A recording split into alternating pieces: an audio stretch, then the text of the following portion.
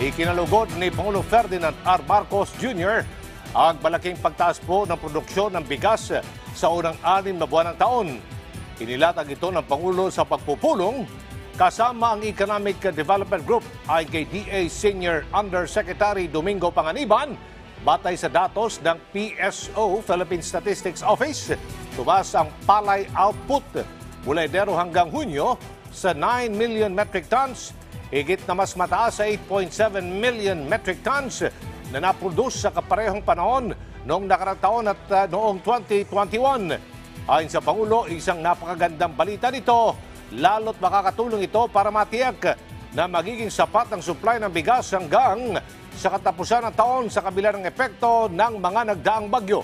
Iniulat din ni DA Undersecretary for Rice Industry Development Leocadio Sebastian na posibleng lumagpas sa 20 million metric tons ang palay production ngayong taon sa kabila ng banta ng mga bagyo.